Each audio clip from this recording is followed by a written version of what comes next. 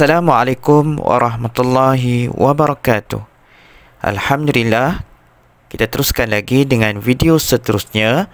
Kali ini Ustaz akan membincangkan salah satu daripada tajuk bahagian adab untuk pendidikan Islam tahun 4, iaitu tutuplah auratmu. Selamat menonton. Objektif dan kriteria kejayaan. Objektif: murid mengetahui maksud aurat. Yang kedua, murid dapat menjelaskan dalil kewajipan menutup aurat. Ketiga, murid dapat menjelaskan adab berpakaian. Kriteria kejayaan: murid dapat mengetahui batas aurat lelaki dan perempuan. Dan yang kedua, murid mengetahui 4 adab utama berpakaian dan ciri-ciri pakaian mengikut syarak yang betul. Apakah yang dimasukkan dengan pengertian aurat? Aurat ialah bahagian tubuh badan yang wajib ditutup dan tidak boleh didedahkan.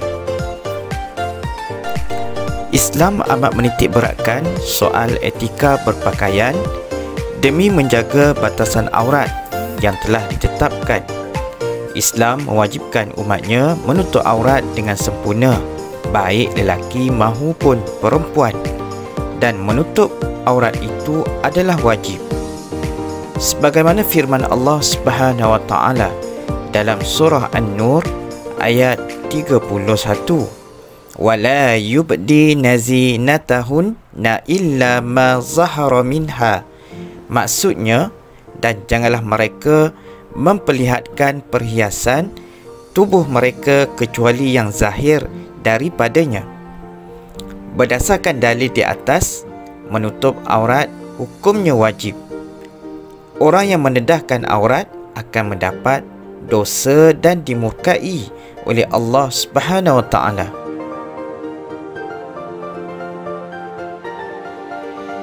Batasan aurat.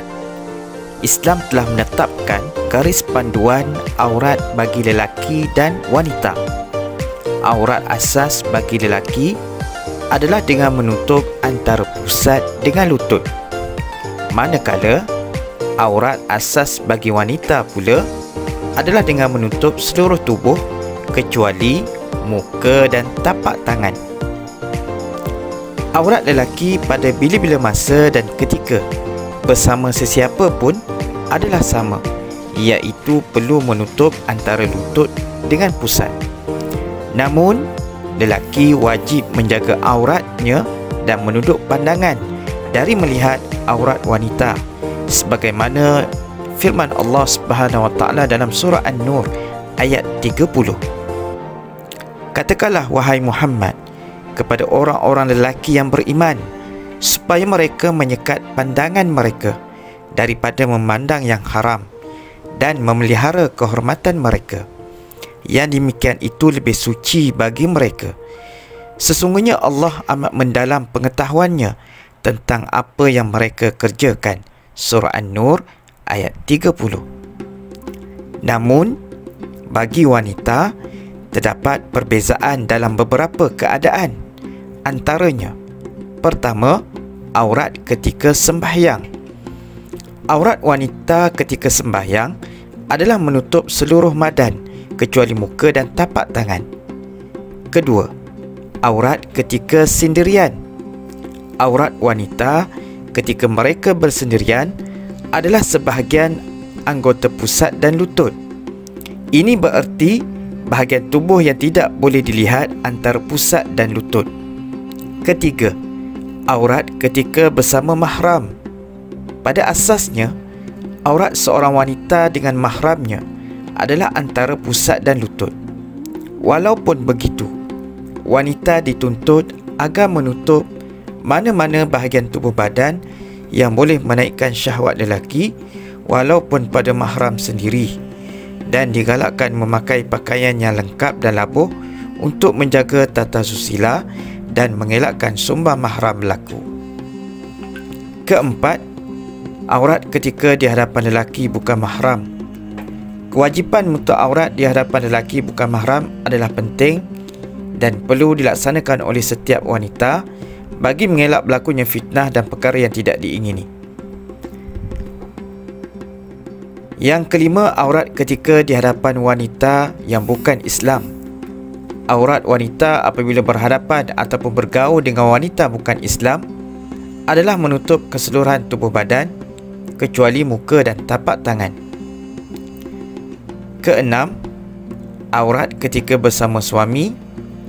Apabila seorang isteri bersama dengan suaminya di tempat yang terlindung dari pandangan orang lain, maka Islam memberi kelonggaran dengan tiada membataskan aurat pada suaminya.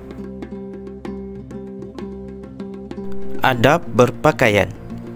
Yang pertama, memulakan berpakaian dengan membaca doa. Seperti mana doa yang boleh diamalkan, iaitu Bismillahirrahmanirrahim. Bismillah, Allahumma inni as'aluka min khairihi wa khairi ma huwa lahu wa a'udzu bika min syarrihi wa syarra ma huwa lahu. Maksudnya, dengan namamu ya Allah, aku meminta kepada engkau kebaikan pakaian ini dan kebaikan apa yang ada padanya, dan aku berlindung kepada engkau dari kejahatan pakaian ini dan kejahatan yang ada padanya.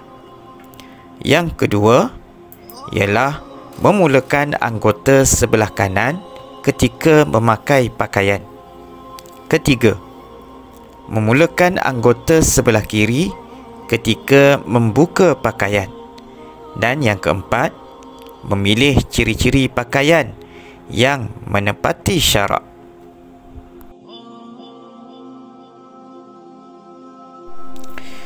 Seterusnya kita akan melihat ciri-ciri pakaian yang menepati syarak.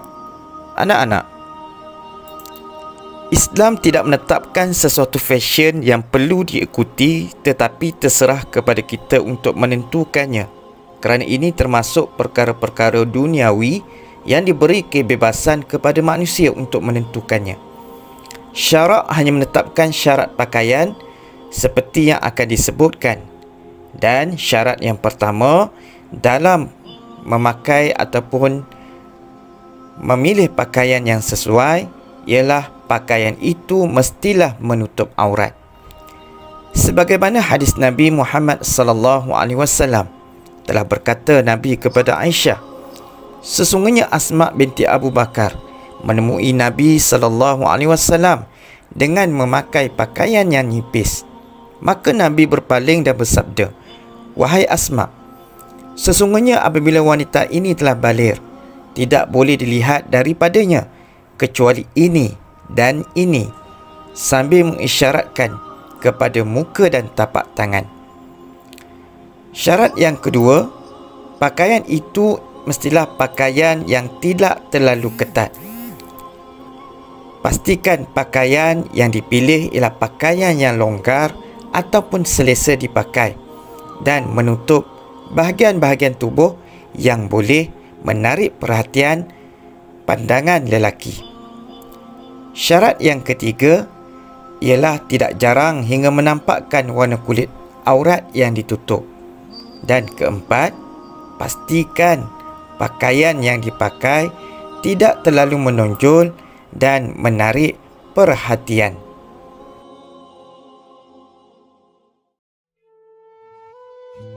Hikmah menjaga aurat ataupun menutup aurat membuktikan ketaatan seseorang manusia itu terhadap perintah Allah Subhanahu Wa Taala, dan pada masa yang sama manusia itu juga menjaga maruah dan kehormatan diri. Akhir kata, bila kita hendak buat perkara yang baik, pasti banyak saja halangannya. Kerana Allah sedang menguji kekuatan hati kita dalam membuat kebaikan. Dan janganlah putus asa untuk usaha terus-menerus melakukan kebaikan dalam kehidupan. Kita jumpa lagi dalam video yang lain. Assalamualaikum warahmatullahi wabarakatuh.